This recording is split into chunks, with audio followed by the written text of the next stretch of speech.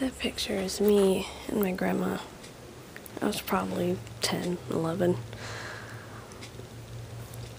Today's a really hard day because this is the day that my grandma died 16 years ago. And I'm not gonna point the camera at me because I just woke up and I look like a zombie. But those last 2 days, God, it wasn't so much suffering as emotional for me.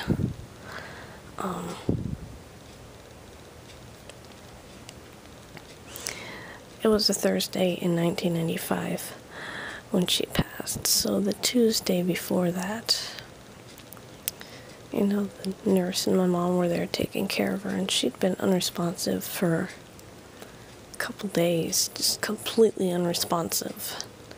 She used to be able to help them to turn her on her side to, clean her and change her and stuff like that.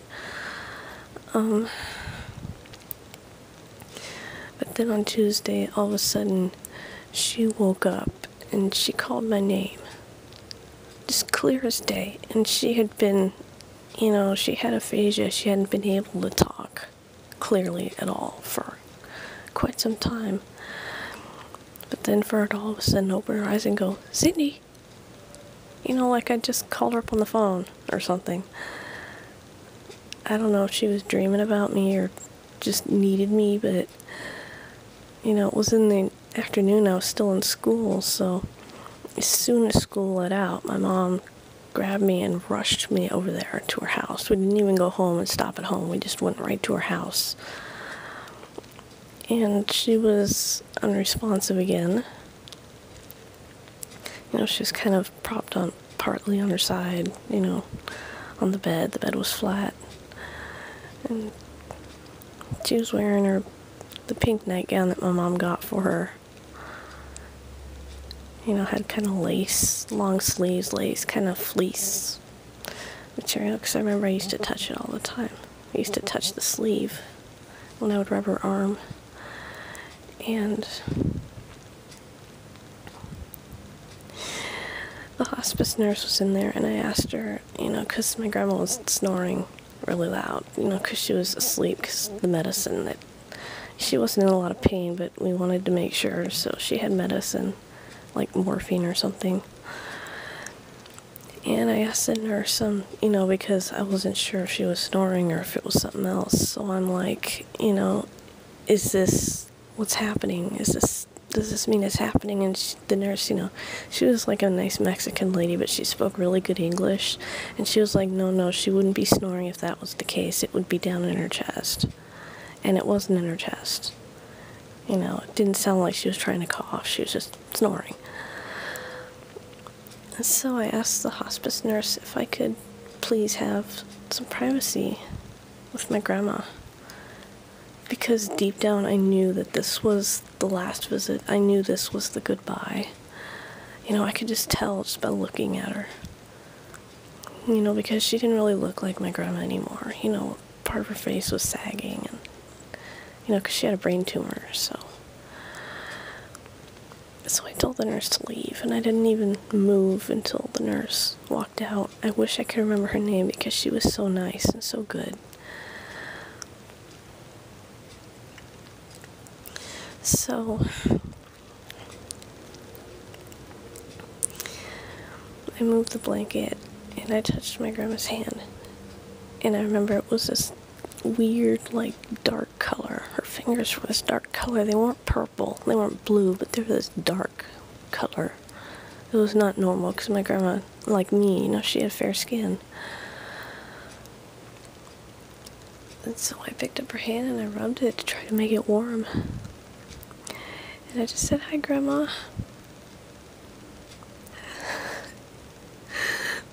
She didn't talk, but she moved her fingers. She moved her fingers for me. So I talked to her. I just told her all kinds of things, like my day at school and that I scored really high on a test. in science class, and because I was stalling, because I thought if I say goodbye, that means goodbye, and that means that I'm gonna let her go. And I didn't want to, but I knew that she was suffering, so I had to. So I picked up her hand and I put it on my face, because it was so cold, and I couldn't get it warm by rubbing it, so I put it on my face because my face was warm. I couldn't reach the other hand though, so I could only get that one warm. But as soon as I put it down, it got cold again. So I just put it back on my face. And I held it there and I told her how much I loved her, how much she meant to me, and what a good person she was, and how glad I was to know her. I just kept saying over and over. I was kind of babbling like I am now. I was like, Grandma, you're the best. I love you, Grandma. I love you, Grandma. You're the best, Grandma. I love you so much, Grandma. I don't know if I made any sense to her, but I think she got the message. Because I think she tried to pat my face. She moved her fingers again. And when I looked at her eyes, there were tears in them. And it was not like the sleep stuff you get in your eyes. It was like running down her face.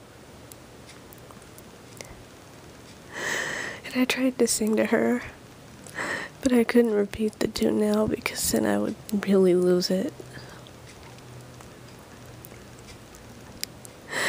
And I just, I gave her a kiss on the cheek where she cried. And I left with my mom. And I thought, well, now I just gotta wait for the phone call, because I knew it was coming. Then the following Thursday,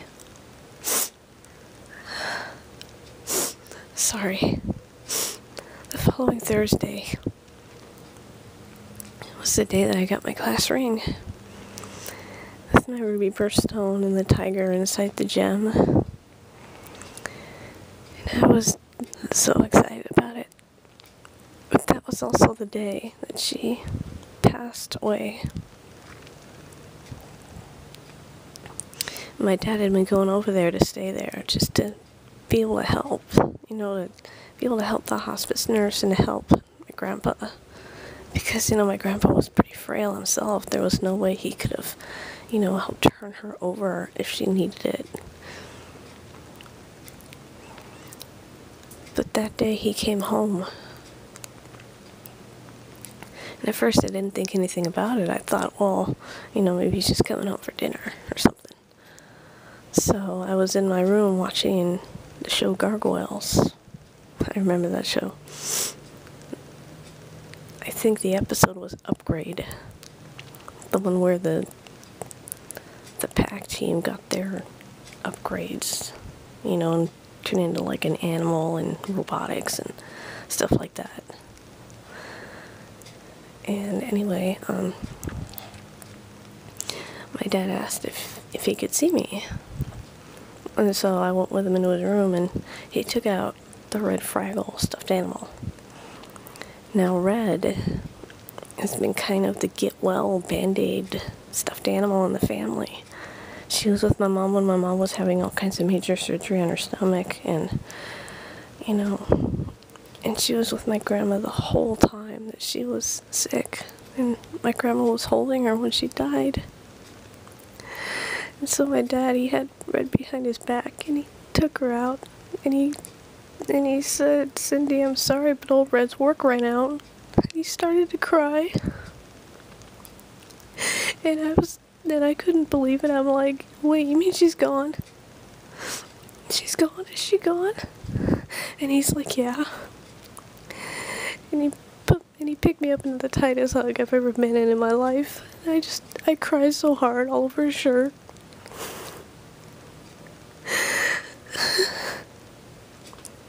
Oh my God, Grandma, I really miss you right now. I really miss you, Grandma, so much. Why do people have to die.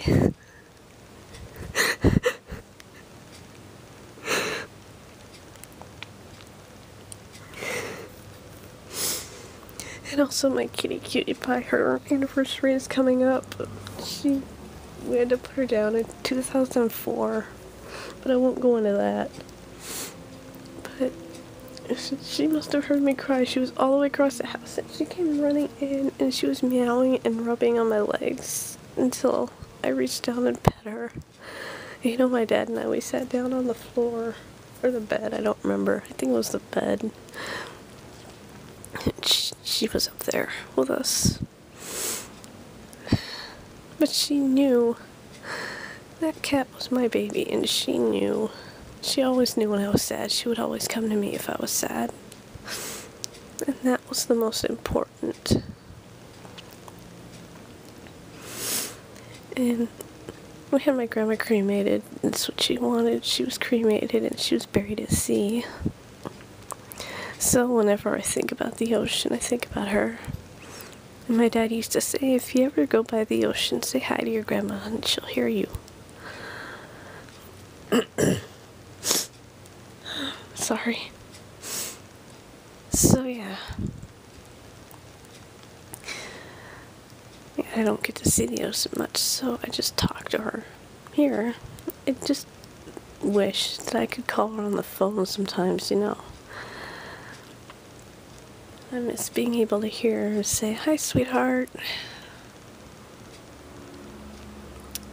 16 years, Grandma. I really miss you, and I love you.